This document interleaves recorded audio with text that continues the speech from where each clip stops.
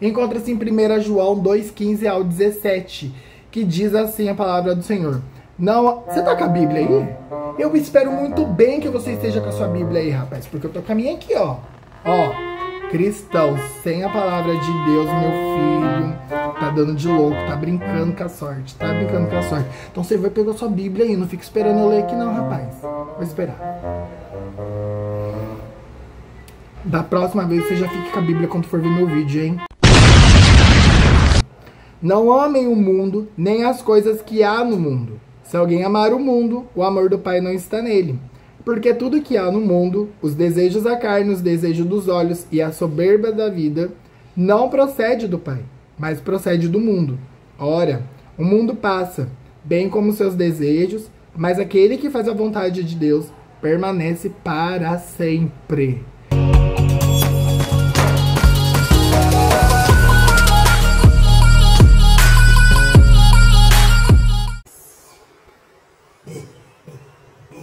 E nos dias atuais, a gente muitas das vezes não se policia em questão de cobiçarmos a vida do outro. Vou até trazer para o mais próximo entendimento.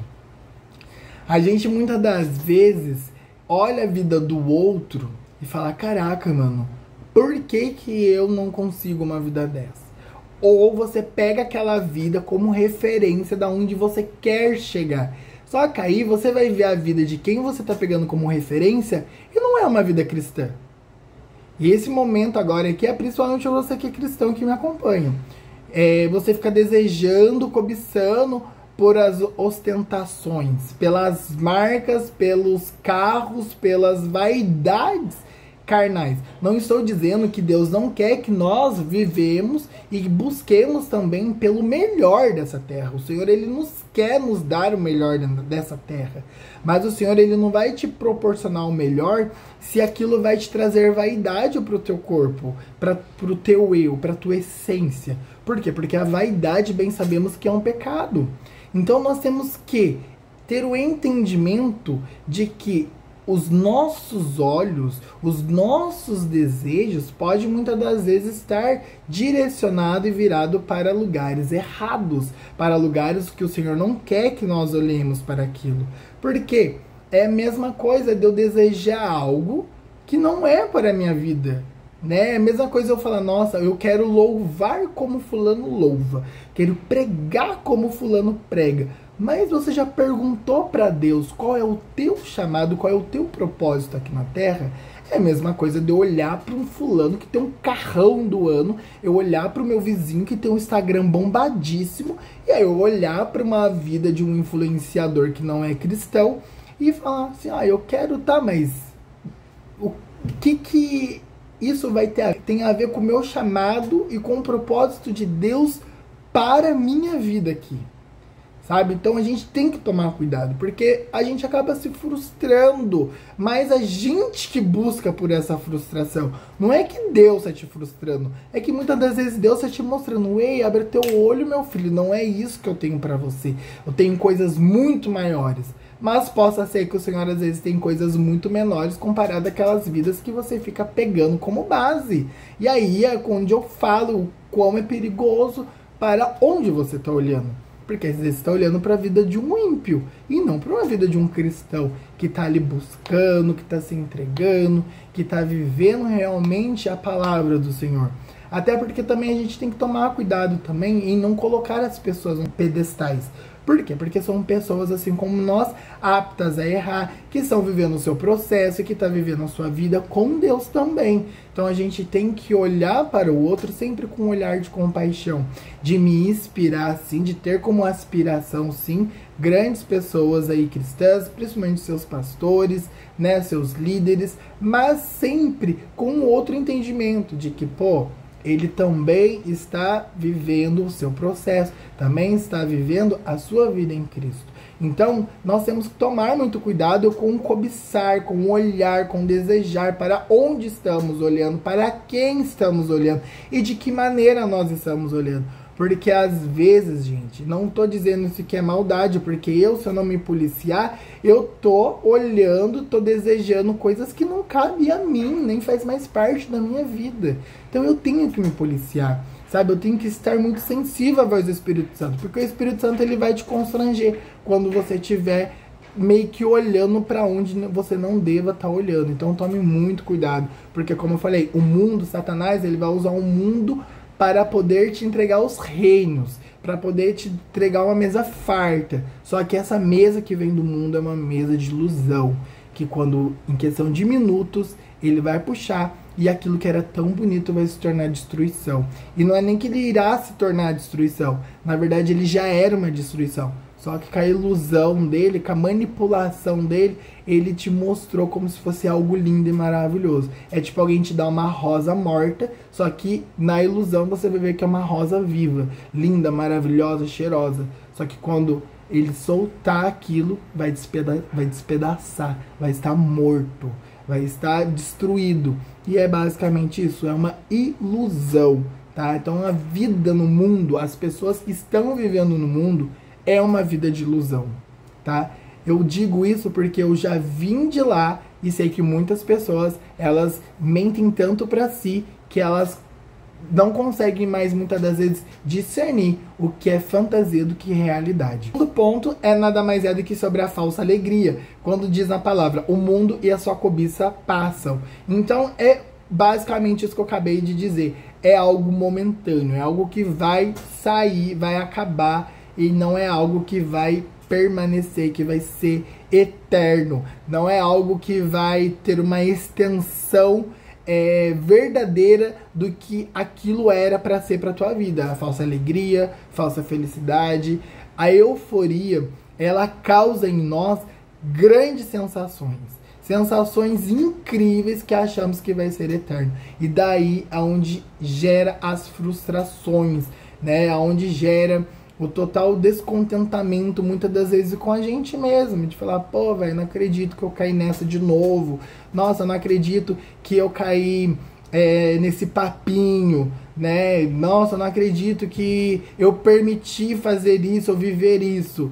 Infelizmente, gente, acontece. Só que quando estamos em Cristo, nós temos a Trindade conosco. Temos Deus Pai, temos o Deus Filho, temos o Deus Espírito Santo para conosco, para nos ajudar, para nos ensinar. Então eu gosto muito de enfatizar isso, sabe, gente? Coloca na balança e vê quais serão as consequências de eu praticar essa ação, de eu fazer isso, de eu tomar tal atitude, de eu tomar tal decisão. Coloca sempre, antes de fazer qualquer escolha na sua vida. E aí você pega e fala, quais serão as consequências?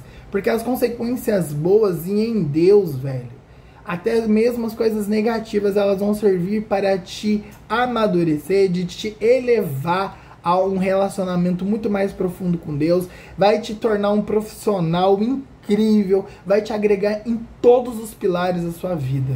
Agora, quando é algo que não está na direção de Deus, ou é algo que é de Satanás, que vem do mundo para te atrapalhar, você pergunta para aquela situação, o que vai me agregar? Quais são as consequências disso? Eu tenho certeza que você vai ver as consequências que isso vai ser gerado na sua vida e que não vai ser coisas legais. E como eu falei, as coisas negativas, quando estão com Cristo, ela ainda te ensina, ainda ela te torna alguém melhor. As consequências negativas no mundo só te geram mais dores, mais sofrimentos, mais vazios. Você começa a cada vez mais um buraco negro começa a se formar dentro de você. E aí é o momento que você às vezes acaba chegando em situações, famoso no final do túnel, ou no fundo do poço, ou você realmente fala, pô, já era, não tem mais o que ser feito. Mas aí você tem que lembrar que Jesus, ele é o caminho, a verdade e a vida, que nosso Deus, ele é o alfa, o ômega, o princípio, começo, meio e fim. Então quem determina o final da sua vida é você. Porque o nosso Deus, ele é aquele que torna possível o que não é possível, traz à realidade aquilo que não é realidade. Deus, ele move céus e terras por você, mas basta você querer. Então, essa é a diferença, velho, de estar vivendo uma vida com Cristo e de não estar vivendo uma vida com Cristo. Como eu falei, o mundo, ele só vai te iludir. Deus, ele só vai te trazer a verdade. Porque é a verdade que liberta, é a verdade que transforma, é a verdade que nos machuca, mas nos ensina. Então essa é a grande diferença. Aí você coloca na balança, quais serão as consequências de eu tomando essas atitudes com Deus? E quais serão as consequências de eu tomando essa atitude no mundo? Eu tenho certeza que você vai começar a ver as coisas de uma outra maneira. E só para concluir na palavra sobre as frustrações, é quando diz na palavra, se alguém ama o mundo, o amor do Pai não está nele. Então, galera, isso eu acho muito forte também. Além dela afirmar sobre as frustrações sem um amparo, por que ela afirma? Porque se você estiver no mundo, se você amar as coisas do mundo, infelizmente, o amor de Deus não vai estar sobre a tua vida. Por quê? Porque para que Deus haja na vida de uma pessoa, ele precisa estar com a sua vida entregue ao Senhor. Infelizmente, gente, as pessoas que se intitularizam Deus está comigo, permanecendo no erro, tratando o erro, o pecado como algo comum, infelizmente o amor de Deus não está sobre a tua vida, não está sobre você, porque o Senhor ele não habita onde há pecado. Ah, mas eu sou perfeito agora? Não, cara. A diferença está que eu diariamente luto contra as iniquidades que há em mim. Diariamente eu renuncio meu eu. Diariamente eu busco pelo perdão de Deus.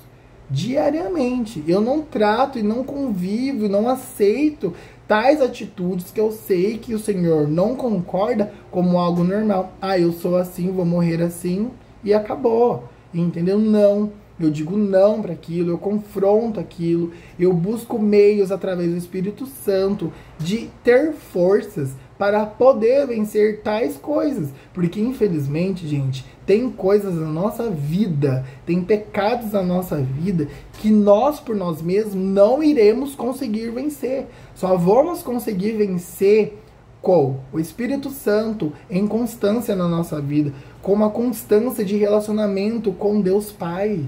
Não vai ter como vencermos, não vamos conseguir vencermos certas situações em nossas vidas sozinho por nós mesmos. Precisa de jejum, precisa de oração, precisa de busca. Isso ainda assim vai me tornar santo? Não vai me tornar santo, porque o único santo só foi Jesus. Único, tá? Então, a diferença é que eu busco uma santidade. Eu busco viver uma vida em santidade. Buscar viver uma vida em santidade não é ser santo, mas é eu renunciar, é eu buscar forças no Senhor, é eu reconhecer que eu sou pecador, que eu sou falho, que eu sou cheio dos erros e que sem a graça do Senhor, que sem o seu Espírito Santo eu não vou conseguir vencer. Então essa é a diferença, uma diferença de que eu não aceito e eu não convivo com aquilo que desagrada a Deus. Pelo contrário, eu confronto, eu me entrego, eu me humilho e eu vou buscando aos poucos em Cristo, no processo que vou vivendo com Ele, essa cura, essa libertação e essa busca pela santidade, né? Então a santidade ela é diariamente, então ela não é do dia para a noite. Não é quando eu levanto a mão ou quando eu boto um terno e uma gravata que eu sou santo. Lógico que não, gente. Não tem nada a ver com o externo. É tudo internamente, é tudo de dentro para fora. Essa é a verdadeira mudança. E a gente só vai conseguir mudar quando a gente começar a entender que realmente o mundo ele não tem nada a nos oferecer. E aí conforme a gente vai buscando, a gente vai vivendo um relacionamento com Deus, o Senhor ele vai nos dando esse entendimento. A gente começa a comparar, sabe? Fala, caraca, velho. Quando eu estava no mundo, eu vivia uma solidão, eu tinha realmente um vazio. E hoje, com uma vida com Deus, cara, eu não tenho esse vazio. Às vezes eu tenho até medo de estourar. Porque quanto mais eu vou vivendo quanto mais eu vou vivendo um relacionamento com Deus, mais eu me sinto alguém cheio. Sabe? Eu sinto que eu tô ficando cada vez mais cheio. E é cheio da presença. E quanto mais eu sinto algo preencher dentro de mim, aonde esse vazio habitava, quando eu vejo que está sendo mais preenchido, mais eu começo a entender sobre a força de Deus sobre a minha vida. E eu entendo que esse vazio que habitava em mim é a falta da presença do Senhor na minha vida. Porque é a presença dele que nos torna capazes de conseguir vencermos os pecados, de vencermos as dificuldades. Então, o tempo todo eu estou pecando, como o tempo todo eu estou buscando pelo perdão do Senhor. Entendeu? Então, essa é a real diferença. tem a diferença de que eu aceito aquilo que eu sei que é errado, com a diferença de que não, eu não vou aceitar. Eu vou lutar contra isso. Só que eu tenho que entender que jamais será pela minha força, será pela força do Senhor. E infelizmente é isso, gente. Se alguém ama o mundo, o amor do Pai não está nele. Deus, ele ama cada um de vocês. Deus, ele nos ama, isso é um fato. Prova disso foi o sacrifício de Jesus por nós lá na cruz. Não tem amor maior do que esse. É um amor que é maior do que um amor de mãe para com filho. Então aí você vê a dimensão do quão grande é o amor de Jesus por nós e de Deus por nós. Porque Deus entregou o seu único filho por mim e por você. Então, cara, é basicamente isso, tá ligado? Infelizmente, Deus, ele não vai estar na sua vida se você estiver vivendo uma vida de pecado, em constante pecado, e tá tudo bem. E não tá tudo bem. Só que a partir do momento que você, mesmo com as suas limitações, mesmo com as suas falhas e seus erros, mas mesmo assim você começa a buscar ter um relacionamento com o Senhor, aí sim, o amor do Senhor começa a fundir, começa a chegar na tua vida, começa a ter força na tua vida, porque Deus, ele é educado, ele jamais vai fazer como Satanás, que chega invadindo a sua vida e destruindo tudo. Pelo contrário, Deus não é de briga, não é Deus de contenda, ele é um Deus de amor, ele vai chegar até ti com o seu amor.